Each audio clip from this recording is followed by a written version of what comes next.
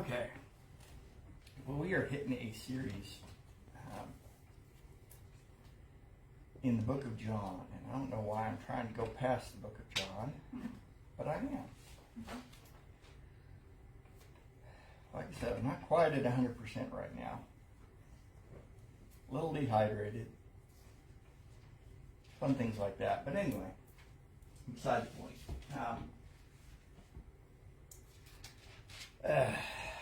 We've been going through this overall series for really, we've been in and out of it for a couple of years in the book of John. I just really felt like God was telling me, let's do a deep dive. Well, let's dig in. Let's get everything we can out of that. And so we've been taking our time. We've been, taking a break. This is the first time we've been back in the book of John this calendar year. We haven't been in it since, I think, November. And so it's, for me anyway, I'm really enjoying getting back into it because this is just such an awesome book in the Bible. I just don't, personally, I see the character of Jesus better in the book of John than I see it anywhere else. Not to say it's not everywhere else, because it is. It's just, somehow it just rings a little more clearly to me. And that's what I love it. And so this overarching series in the book of John, I'm calling with us, because that's what the whole point of the book is, that God's trying to emphasize that because of Jesus, because of what he did on the cross, he is God with us. He's the God who never leaves us alone, never abandons us. Doesn't matter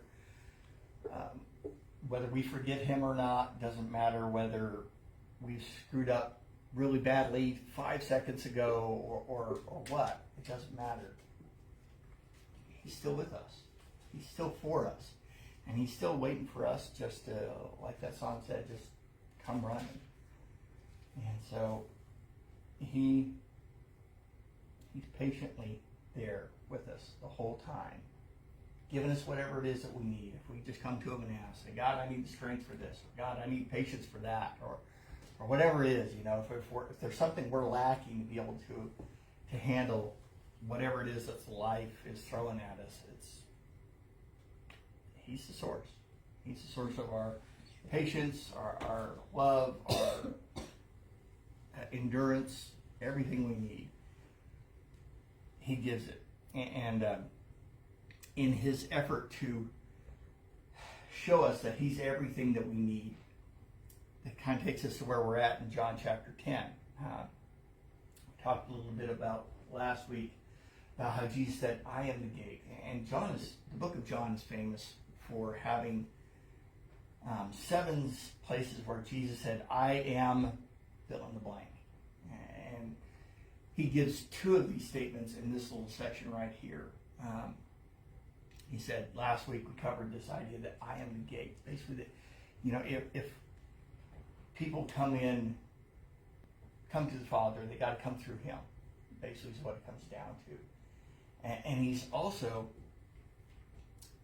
trying to tell us that there are people out there who, let's just say, have ulterior motives when dealing with God's people. Because if you look at this whole conversation that Jesus is having here, it's in the context of a conversation. I kind of went into this last week, but I'm going to hit it again. John chapter 9, just really quick, is a story about where a man had been born blind, and Jesus comes across him, and he heals him. First time in the Bible that we've ever seen a man who had been born blind healed.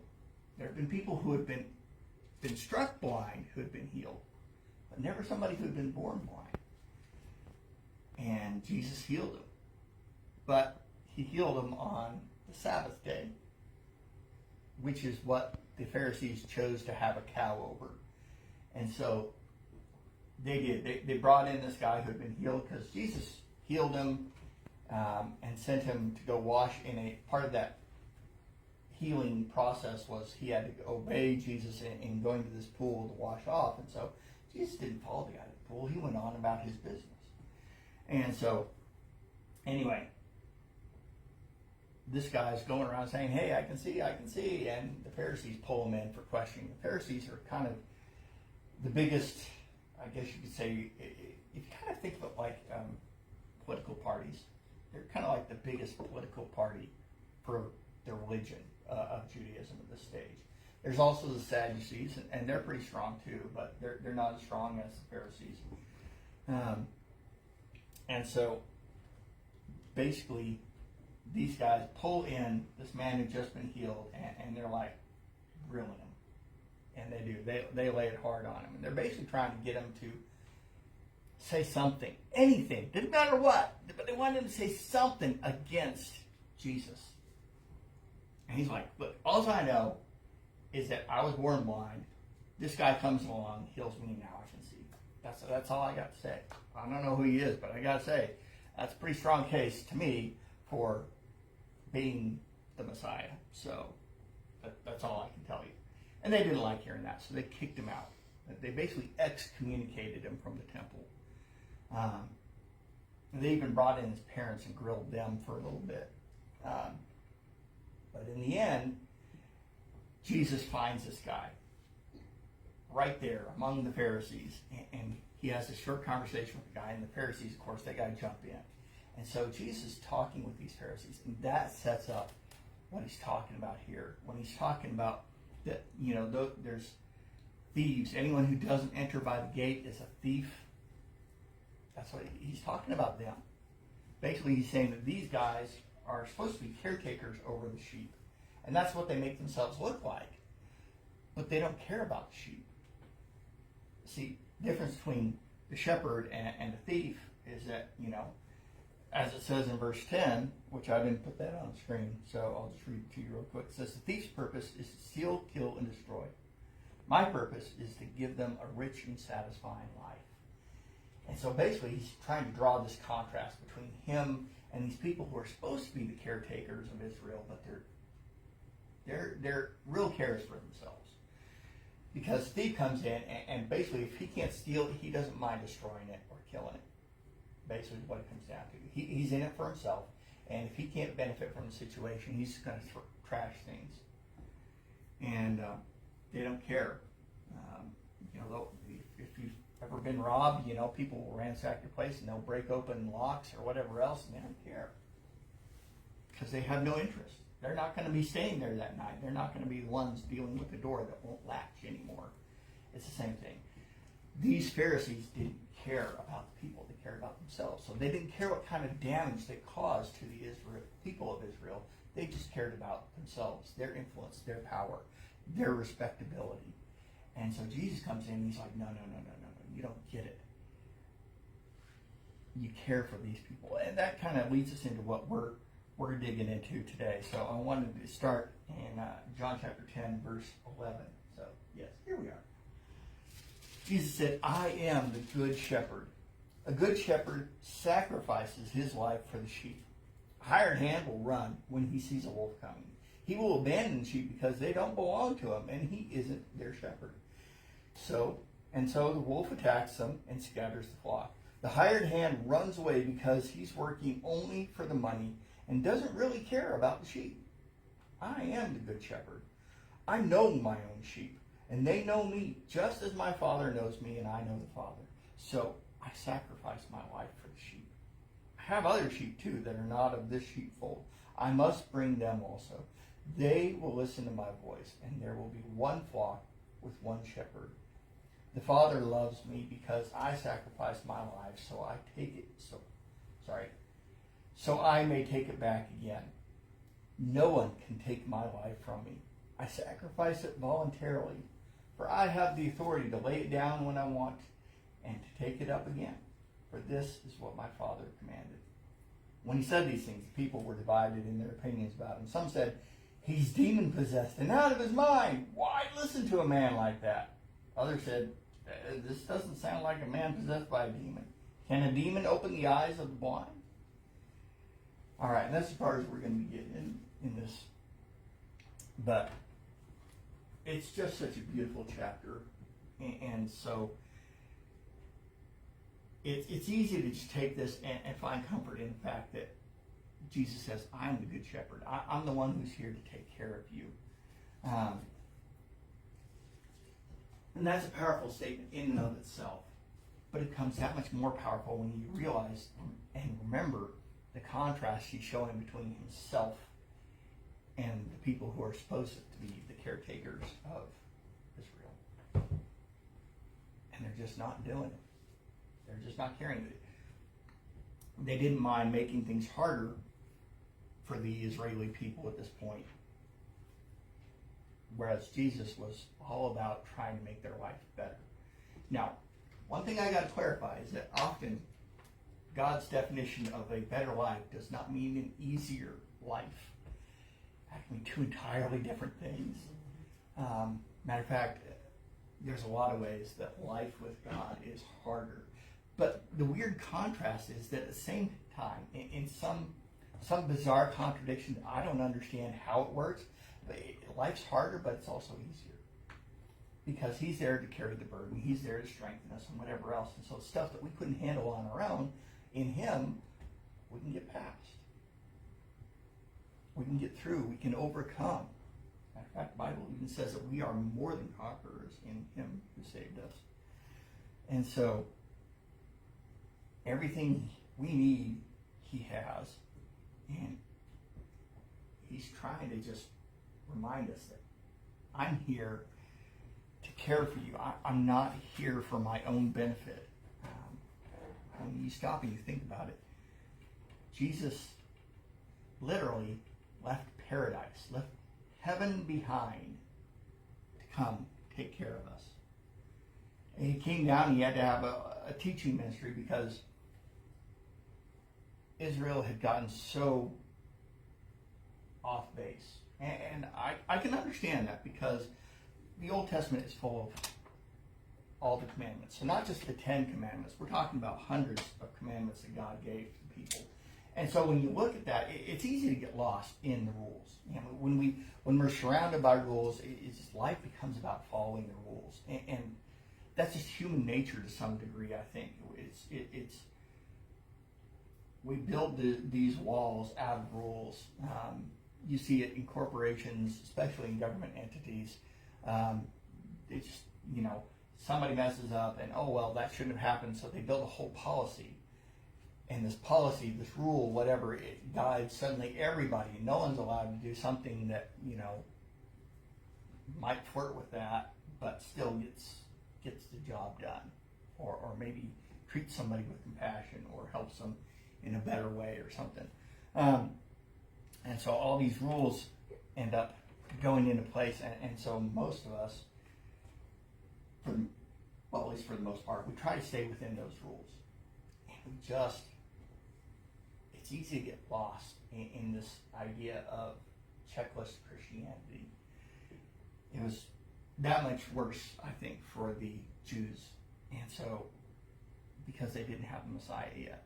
But everything that we see in the New Testament, everything we see about Jesus' character, everything we see about him wanting to have a relationship with us, everything about him wanting to be God with us, it's all in the Old Testament. He really wasn't saying anything new in the New Testament. He was just saying it differently in a way that I think cut through the clutter and the things that we build up around what God has to say. And that just, it makes it harder. And I know when I'm dealing with people, I kind of do the same thing. I find out what it is a person has as an excuse to not do what it is that God's telling them to do. And so I find that excuse, and I do my best to pull that rug out from under them. And the odds are pretty good. They got another excuse. They probably got like 8 different excuses. So I'll do my best to pull all 8 of those out from under them. So at the very least, at the very end, they have to stop and face the reality of, okay, I'm not doing what God's telling me to do because I don't want to. So at least they're going to have to be honest with themselves. That's my main goal. I can't force anyone to change. Best I can do is disarm their arguments. And even that has very limited benefit. Ultimately, I can't do God's job for him. That's something I've learned. So I make a lousy Holy Spirit. So I've got to trust that to him. But anyway, I kind of rabbit trailed a little bit there. But this idea that Jesus is trying to give here, I want to get in and dig in on it. So verse 11, I'm going to read that again. It said, I am the good shepherd, and the good shepherd sacrifices his life for the sheep. A hired hand will run when he sees a wolf coming. He will abandon the sheep because they don't belong to him, and he isn't their shepherd. So the wolf attacks them and scatters the flock. The hired hand runs away because he's working only for the money and doesn't care about the sheep. Right there, he's drawing that contrast. See, these people, they're not invested in the welfare of the sheep. Jesus is saying, I'm the good shepherd. I'm the one who is invested. Because he's literally, go back to Genesis chapter 1. He said, when he talked about creating humanity, he said, let us make man in our image, according to our likeness. Male and female he made them. And so he put his image in every single human on the face of the earth. It doesn't matter how good and holy a person is. It doesn't matter how vile and unholy a person it is. It doesn't matter whether they're the most brilliant person on earth or the most creative soul or not the sharpest knife in the drawer, shall we say. Every single one of us, equally, is made in the image of God. And on that, none of us is any better than the others. And part of living in culture is that we start to think that just because a person can contribute more to society, that person is more valuable. And that's wrong. Jesus is saying, I'm invested in all of you because I've invested my very, in a sense, his very nature. I believe, we have a threefold nature like God does. God is Father, God is the Son, God is the Holy Spirit. We call that the Trinity. Not a word you're going to find in the Bible, but you find the concept very clearly laid out again and again through the Bible. And I think that in the same way, we're a threefold nature. We have a body, we have a soul, and we have a spirit. That's just my opinion. There's theologians who disagree with me, and that's fine. I'm not going to argue too hard for it. But I think that's one of the ways, among many, that God made us in his image. We're also the only genuinely creative creatures on this planet. Monkeys didn't come up with the idea of painting. If we stick paintbrush in their hands, they're happy to go at it, but it's pretty much to get the idea from us. We find creative outlets in music, in art, in architecture, in doing a job well, figuring out how to do it better, whatever it is. God's invested so much of his character into us, into all of us. And even the most twisted individuals, you see those sparks. If you can untwist it, you can start to see more clearly the nature of God in any of us. So, at any rate, all that just to say that, again, he's invested heavily in us. He cares deeply about us. And he's not going to stop no matter what we do. But there's people out there who don't care. They're just there for the paycheck. I'm sure you guys probably worked with somebody, or maybe you've gone into the Department of Motor Vehicles or somewhere else, and you've just seen that person. They're there for the paycheck. It's like they don't care about you. They don't care about it. It's just, let's get it done. Let's move on. Let's get this day over with. That's the attitude that Jesus is coming against, because those people aren't invested in the people surrounding them. It's why, when Jesus was asked, what are the most important commandments, he said, most important is to love the Lord your God with all your heart, with all your soul, with all your mind, with all your strength. He said the second is like it. Love your neighbor like you love yourself. We're supposed to be invested in each other as well. We benefit from each other when we thrive. And so we need to pour ourselves out in that way.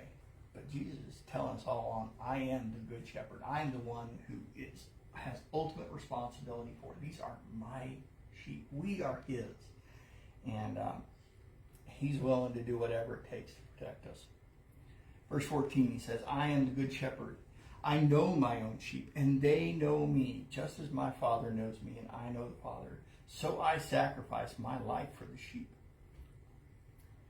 And so right there, he's just basically saying, look, I am this good shepherd, and I know who my sheep are, and my sheep know me. They recognize my voice. He talked about that earlier in the chapter. Went on that last week.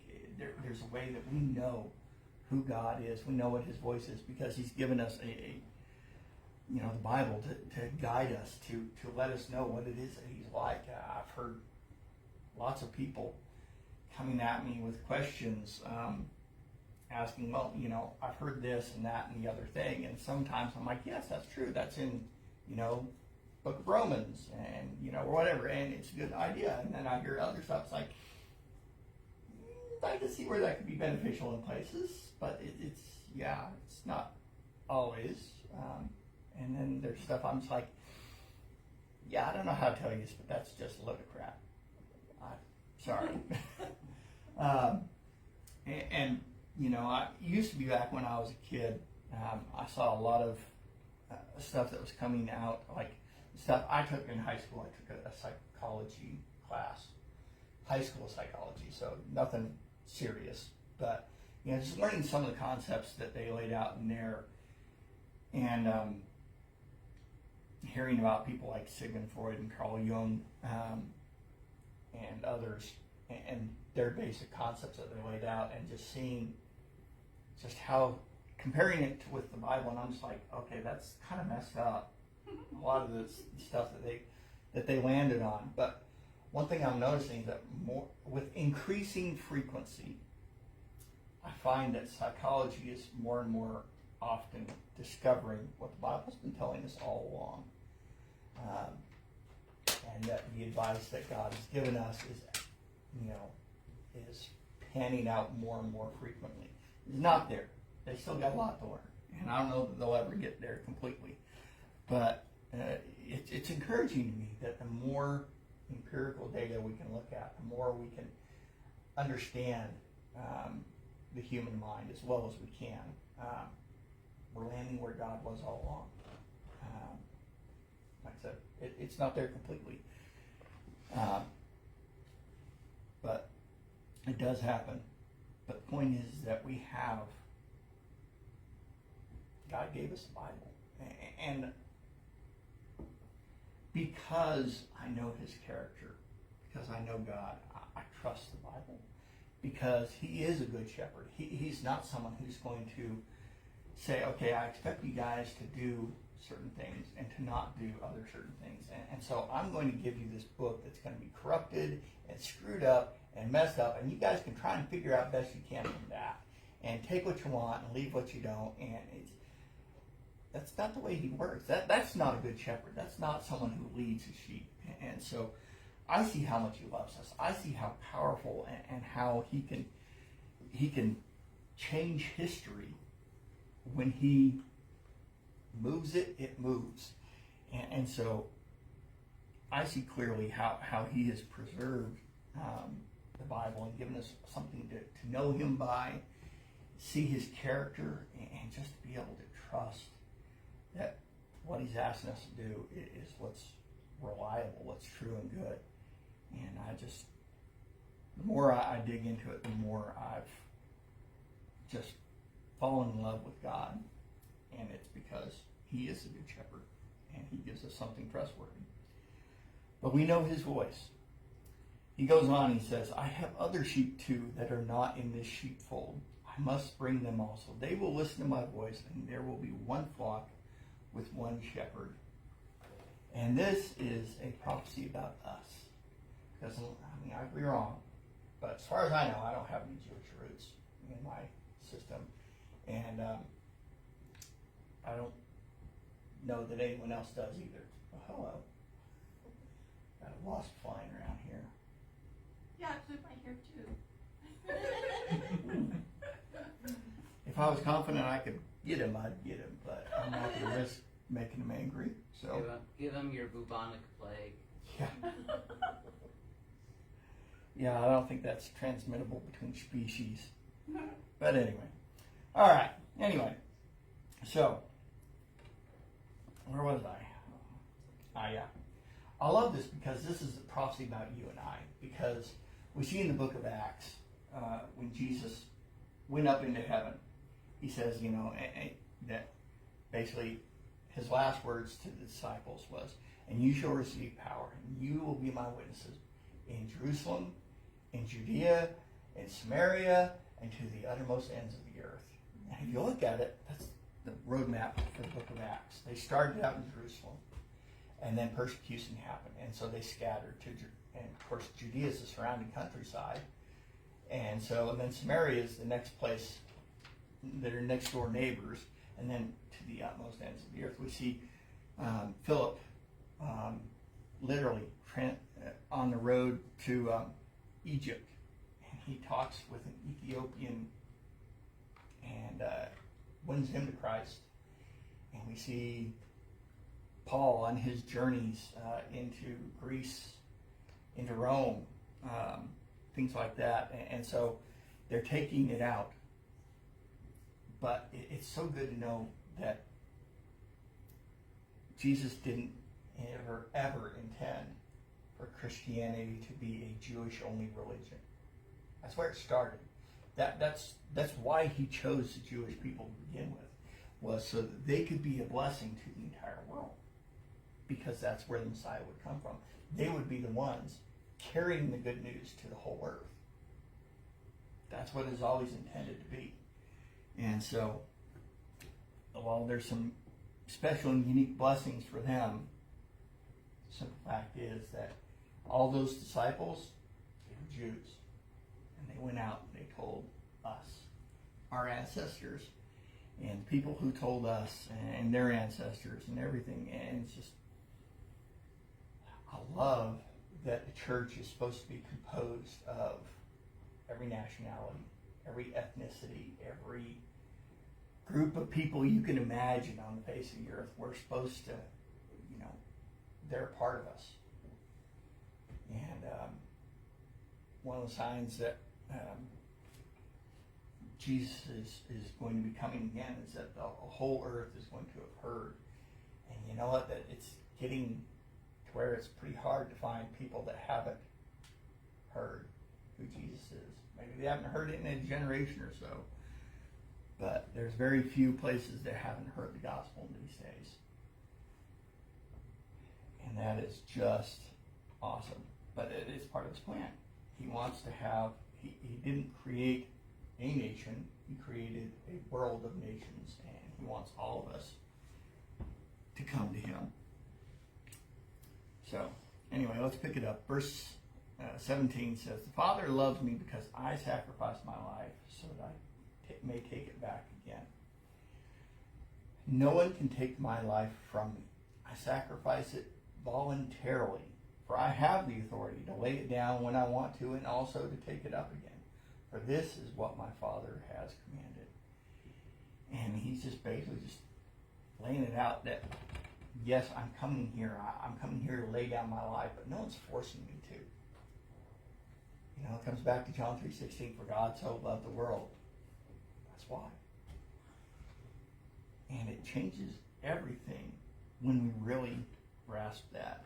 And I just love that.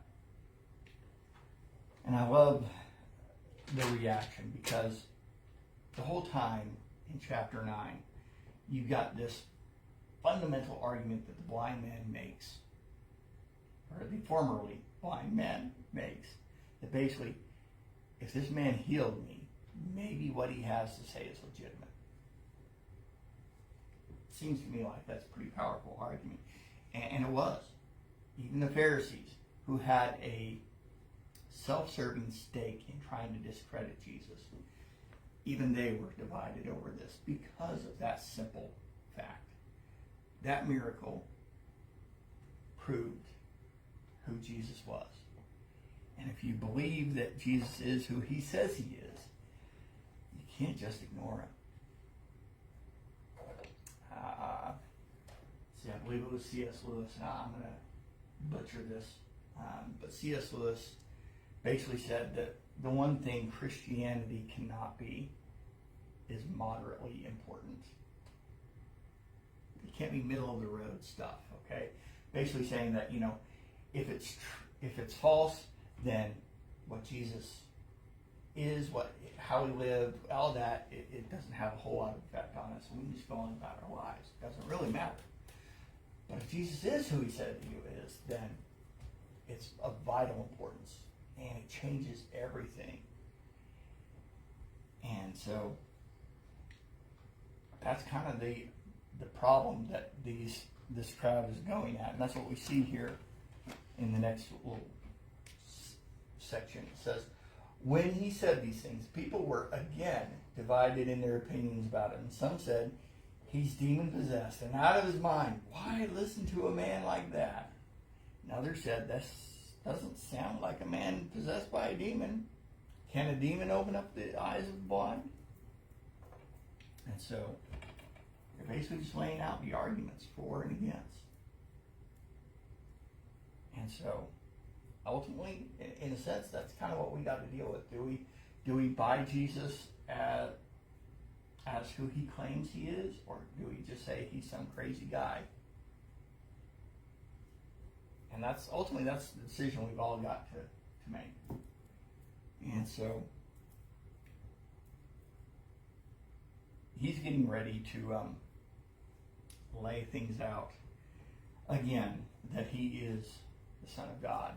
And so we saw that a little bit at the end of chapter 9. We're going to see that again here in chapter 10. And this is part of, well, let's just say it clears up the division among the Pharisees. When he starts talking about, being the Son of God, they start saying, oh, well, we don't like you after all. But the best is yet to come. Because if you look in chapter 11, that's where he raises Lazarus from the dead. There's good stuff coming. But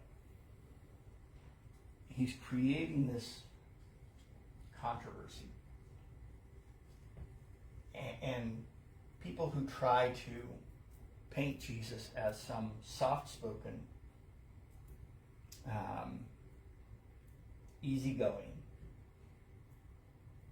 guy who just came to lovingly teach people and share some basic truth, they've got him painted wrong. Jesus came and he came with a gigantic spoon to stir the pot. And he did. He managed to make the religious people angry. He managed to make the political people angry. And it wasn't just one political group. It was Roman people. It was the Jewish authorities. I mean, he came in and it's like everybody had this kick me sign on him, on their back. And Jesus was just going around just giving them their swift kicks. I don't know, it just, yes, he came to love us. Yes, he came to teach us and help us live better lives and all that. But, honestly, there's just times that you got to tear down what exists in order to build up something good. I think God understands that, and that's a little bit of what he's doing. Is he's tearing things down. He's showing that there are really cracks in the foundation of everything that the Jews have built. Theologically, obviously, there were cracks in Roman government and in Jewish government. But he's here to tear all that down and build up something that's going to last forever. And we get to be a part of that.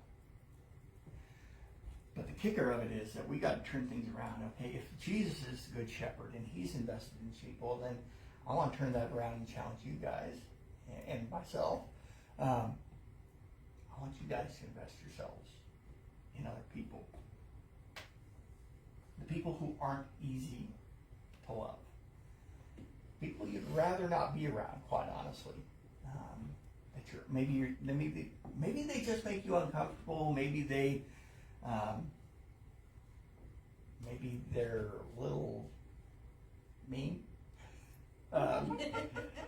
Maybe they're, I don't know. We can come up with all sorts of things. Maybe they're just annoying. But whatever they are, they still have God's image in them. And for that reason alone, if only for that reason alone, we still find that in them and we still love them. And knowing that we can love God by loving the ones He's created. And sometimes that's the only reason I can find to love some people. But it's enough. And that's the challenge that God lays down on us as believers. You know, you can ask Elijah. It's probably been at least 3 weeks, I would guess, since I've said this. But every once in a while, I'm dropping them off at school. I'll say, okay, look, these are your people. This is your flock of people. You need to care for their souls. I'll find different ways to say it, but that's pretty much what I come down. And it's the same thing for you guys. Whatever circle you run in, those are your people. That's your flock. God has sent you to those people to love them and to love them well. Hard as that is, because there's some people who just make that super hard. And I get that. I've been around them. I'm sure some people find me to be that person. And that's okay. We love them anyway. And we show them the love of God, and then we tell them about the love of God. And I really love it. We've got next week a guy's coming out named Chris Randall. He's on social media, and he's got a tagline that one of his things that he likes to repeat is that he says that live a life that's unexplainable apart from God. And that's what he's coming to help us do, is that he's going to come not only speak and teach, but he's going to be doing practical hands-on ministry training. So we're going to get out in the real world. We're going to go find different ways to reach out to people and show them the love of God. And then when they turn around, they ask why, we can tell them, well, it's for God to love the world. And I'm looking forward to it, because I think it's going to be a major, potentially it's a major turning point for our church, because so often people will just try to entrust me or whoever your pastor or pastors are to go out and spread the good news. And while it is our job, it's also your job. Mm-hmm. And so that's what this is all about. It's showing people how to live a life that demands an explanation that's unexplainable apart from God. And so when they do, they come asking, how does that work? How I mean, you didn't have enough to pay your bill, and then suddenly, wham, you got enough to pay it. Out of nowhere. How does that happen? Well, God. We can turn around, we can share the good news with them. And so, all kinds of things. Or when God gives us an insight into somebody, it's like, hey, walk up to that person over there that you have no clue who they are, and they have no clue who you are. And I just want you to go tell that lady that she's a good mom, because she's doubting the heck out of that. And so you go up and he's got stories about that sort of thing, and just the lady bursts out in tears, because that's exactly what she needed to hear. God knows that. You and I are clueless. And then every once in a while he says, hey, I want you to go do this. And awesome things happen when we obey. But it's an easy voice to ignore and to dismiss. So I guess that's my biggest announcement is that Chris is coming in. And he's not going to be here for a day or two. He's coming. He's going to be here the 3rd through the 11th. So he's got over a week here in Comanche. And we're trying to round up as many churches as we can to join in. And we're going to be doing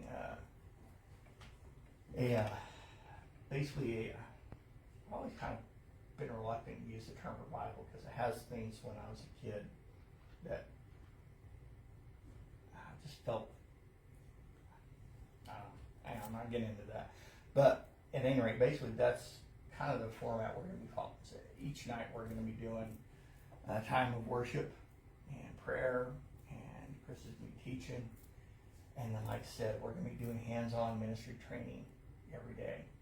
We're talking about maybe doing stuff with cars for people who need to get, maybe just their oil changed. We got one lady who needs her air conditioner worked on, so we're going to do that.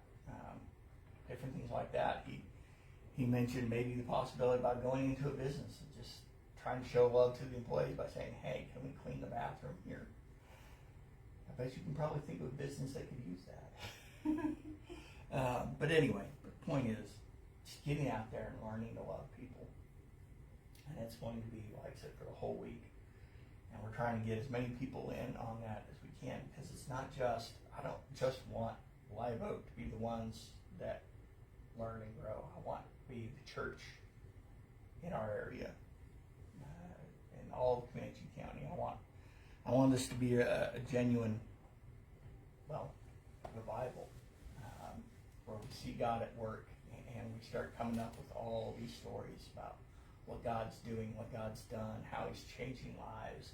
I want to hear that more and more and more, and I want to see every church packed out here. So that's kind of my hope. Anyway, I guess that's all I got for you guys. Let's go ahead and close with prayer. Father, I want to come to you. I want to tell you thank you, and that I love you. And I'm just asking you to use us, God, in whatever way you see fit. And I can be really thick-headed and stubborn, and I'm right there with everybody else who dismisses that little voice you got in my head that tells me to do things. And I'm sorry for that, and I just want to ask you to help me to learn to obey the big things like moving to Comanche and starting up a new church, or the small things like giving an extra big tip to a server or something, whatever it is, God. Just asking you to guide me and for me to, and help me to listen. And just change me, change Live Oak Church, and change your church in Comanche, every single one of us. Help us to be fully obedient to you. I love you, Father. It's in the name of Jesus I pray. Amen. I love you guys. See you next time.